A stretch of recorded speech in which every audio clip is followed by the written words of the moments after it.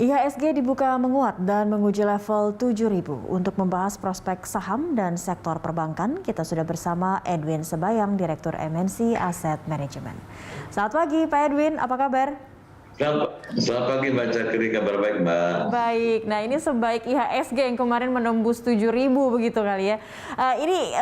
Dengan posisi IHSG yang ada di 7.000 kemarin, bagaimana Anda melihat pengaruh saham-saham Big Caps untuk penguatannya sepanjang Maret dan tadi pun dibuka menguat?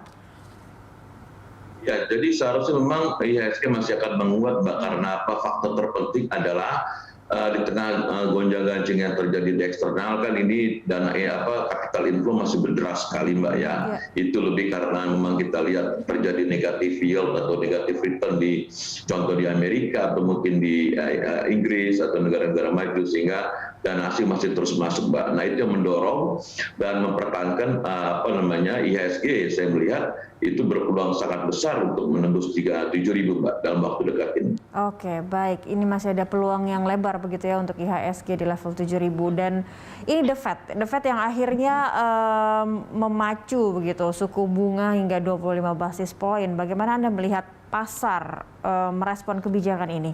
Ini berpengaruh juga tidak terhadap kondisi IHSG nantinya? Ya, kalau kita lihat 25 basis itu sudah di price in atau didiskon oleh pelaku pasar Mbak ya.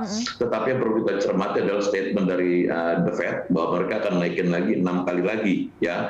Jadi FFR, Fed Fund Rate itu akan di tahun 2000 mungkin 2022 akan menjadi sekitar 1,75 sampai sekitar 2%, dan 2023 sampai sekitar 2,80. Nah, konsensus untuk tahun 2022 ini FFR mencapai sekitar 1,9%. Nah, ini yang nanti mungkin ke depannya kita lihat market pastinya akan bergejolak naik turun sebelum ada terjadinya kenaikan suku bunga lagi, Mbak. Oke, baik. Nah, tapi bagaimana dengan gejolaknya dengan kalau dari sisi dalam negeri begitu, yang di mana BI memangkas proyeksi ekonomi global, tapi ini cenderung responsif antisipasi terhadap tantangan. Nah, ini akan mempengaruhi proyeksi ekonomi dalam negeri sendiri tidak untuk sektor perbankan khususnya, Pak Edwin?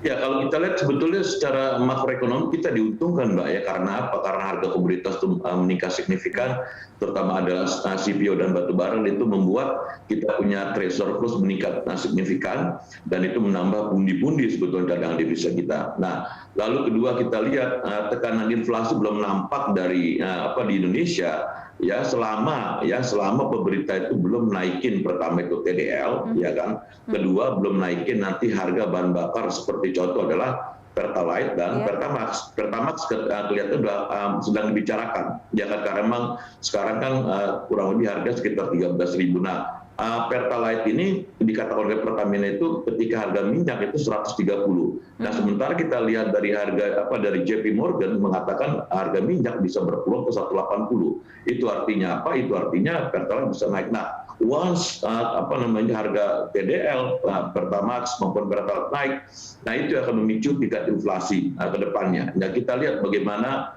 kondisi daripada harga minyak mentah dunia, Mbak. Nah, jadi kalau untuk saat ini still oke, tapi ke depannya kita perlu memperhatikan pergerakan crude oil, Mbak. Baik, karena tadi ada kata belum begitu ya, dan bisa saja ada kemungkinan ada kenaikan-kenaikan yang signifikan terhadap kebutuhan utama. Lalu dengan kebijakan moneter Bank Indonesia, Pak Edwin, bagaimana Anda melihat apakah ini berdampak pada kinerja kredit untuk bank-bank besar begitu?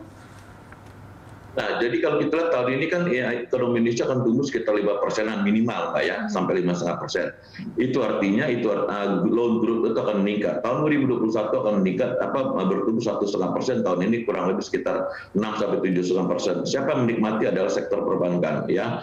Di tengah kita lihat sekarang memang masih banjir likuiditas. Kita lihat juga LDR beberapa bank itu masih sekitar 80%, bahkan ada bank buku 2 itu sampai mencapai 50%. Artinya dana itu besar sekali, Mbak. Nah, jadi sehingga saya melihat dengan kombinasi GDP yang bagus, loan growth meningkat, pasti sektor perbankan yang pertama akan menikmati kenaikan dari pertumbuhan ekonomi tersebut. Oke, baik. Nah, ini masih kita kaitkan dengan perbankan. Ini ada sejumlah bank besar juga menargetkan kredit yang lebih tinggi untuk tahun ini. Nah, dampaknya terhadap pendapatan dunia perbankan, khususnya kalau kita melihat mungkin BRI ataupun BCA akan seperti apa dampak positifnya mungkin begitu Pak Edwin? Ya, seperti saya katakan tadi, ketika loan growth itu meningkat, ya artinya mereka akan menikmati kenaikan daripada pendapatan nanti, ya. Lalu kita lihat sebetulnya suku bunga juga cost dari perbankan juga cost of fund juga masih rendah karena kita lihat sekarang deposito Bank Buku 4 sekitar 2,75, mereka bisa lempar loan itu kurang lebih sekitar 11-13%, berarti spread masih cukup besar. Nah, harapannya tahun 2022 ini NIM daripada perbankan itu akan makin lebih bagus atau lebih tinggi ketimbang 2021. Itu artinya apa? Itu artinya laba bersih dari perbankan nanti akan jauh lebih bagus 2022 ini. Baik, dengan begitu kondisi perbankan yang nampaknya menarik nih, ada rekomendasi apa dari Anda kalau dari perbankan sendiri? Yang pasti adalah buku 4, Mbak, yaitu ada BRI, BNI, Bank Mandiri, BCA.